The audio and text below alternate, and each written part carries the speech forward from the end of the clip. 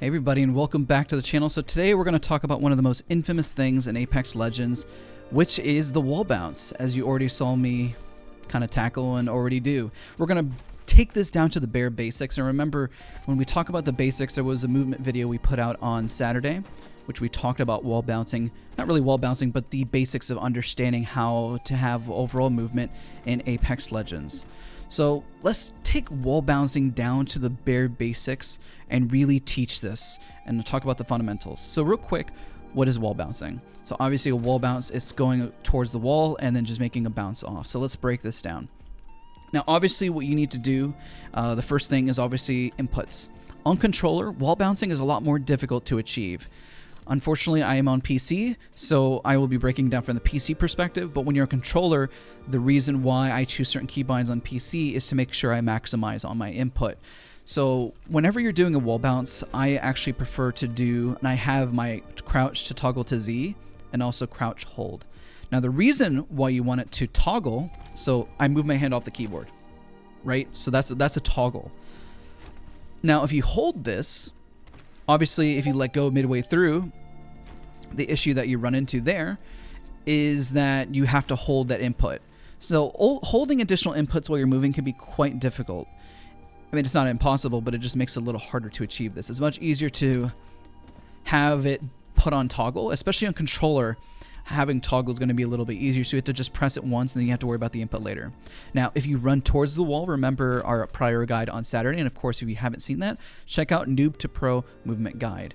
But obviously, whenever you slide and then you jump and go towards the wall, that's how you get your maximum movement, right? So that's the bare basic of that movement. So you jump and go towards the wall.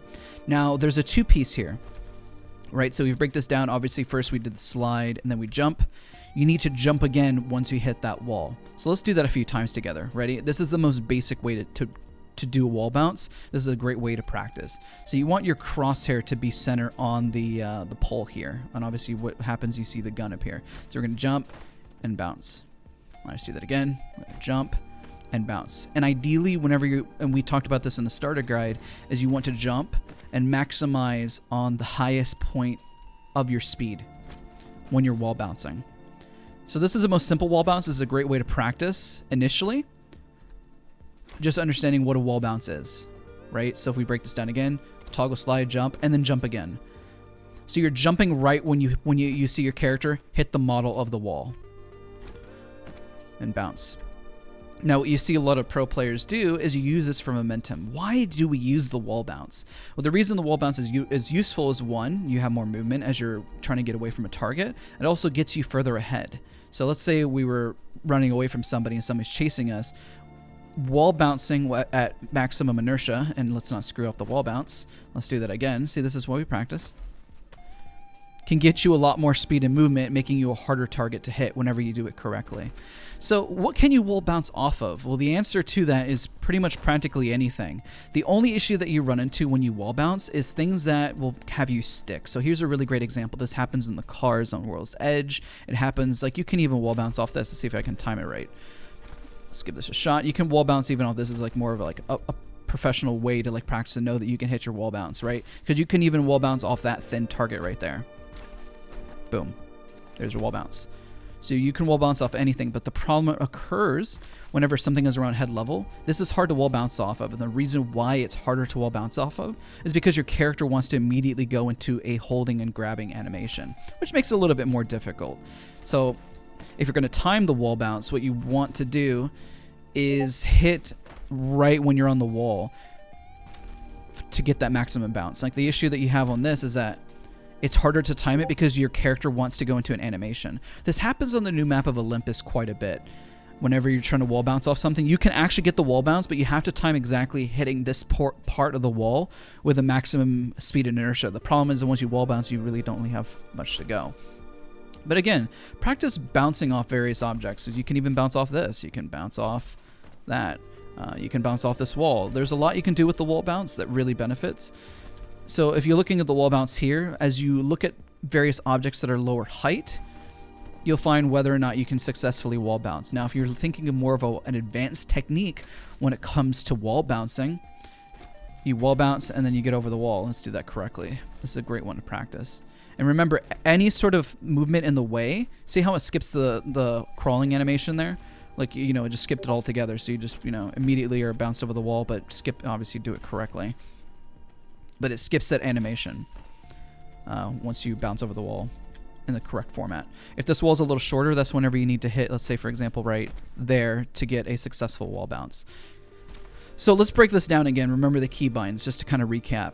I use toggle and I use scroll wheel for my jump. And I've talked about that in prior videos. The reason why you use scroll wheel is because it helps you maximize on the input. If you're on controller, and I've seen controller players do this as well, is that the hard part is timing it right. So let's say if I press space right on it using the space key, it's a little harder to time because sometimes you'll fail at it and not time it right. That's why I prefer to use scroll wheel, because I can pretty much get it almost like 9 or 10 out of times, depending on which. But that usually, this pretty much encompasses all of wall bouncing. There's a lot of things you can do. You can wall bounce to get to places you couldn't get to. There are some objects where you straight up just can't wall bounce off of, and that's perfectly fine. There's the cars, there's various objects. Just an example right here. You can't wall bounce off this. Let's see if I'm still right about that. I don't think you can wall bounce off these. Well, you can. There's certain objects, though, in general, that you can't wall bounce off of, but experiment. Pretty much anything on the map that you can crawl or touch in terms of your character model can be wall bounced off of. And these are very vital in a gunfight when you're trying to get away and somebody's chasing you. And let's kind of recap, even if you're running away, let's say you're running away from somebody and you're sliding down, you're building maximum inertia and speed. This is extremely beneficial because it makes you just harder to hit. So when you're sliding down a hill, or you're even in a gunfight and you're trying to shoot somebody, you know, you're trying to climb up on a wall and, like, you know, just kind of get creative, right? So if you're sliding down here and you say, oh shoot, they're right behind me, what am I supposed to do? Let me wall bounce and kind of get away, incorporate a bunny hop, kind of get creative. Oh, they're still behind me, let me run away, wall bounce. A lot of different ways that you can spin this. Again, the momentum kind of builds, and let's kind of recap some of the other things you can incorporate into the wall bounce. So let's say you wanted to wall bounce and incorporate into a Q. That's also huge. You can do it with a Wraith. Let's say you wanted to wall bounce as a Wraith just because she's got faster movement speed.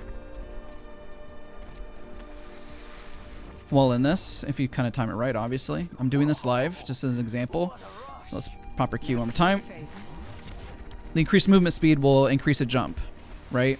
Horizon has faster mobility while in the air for a wall bounce. See how she has more directional pull. This also incorporates to her bunny hop.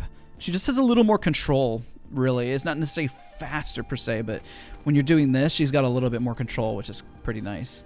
Other characters that you can incorporate, a wall bounce. Octane's stim can be quite useful with a wall bounce because the increased speed. Let's see here. Bloodhound, whenever he has his ult. Gibby, his wall bounce is great, but he's also the size of a house, regardless, so it can be a little harder. It looks like he's slower, but keep in mind it's just his arm movement is just a little slower, you know. Kind of a big boy, big house, right? We look at Lifeline, good wall bounce. Pathfinder can also wall bounce. Revenant, actually, this is a great point. Revenant actually struggles more with wall bouncing because of his improved gripping on the walls. This is the only downside I see of Revenant, is that he has, as you can tell, way less ability to wall bounce, which is kind of unfortunate. It's mostly because of how he grips walls compared to the other characters. It just is really small, unfortunately. That's good information to know. Crypto, wall bounce is just fine. So does Rampart. Watson, love her wall bounces. Mirage, Bangalore, whenever she's getting shot at. She has an increased movement speed, which means that she has a better wall bounce, very much like Bloodhound ult, and so forth.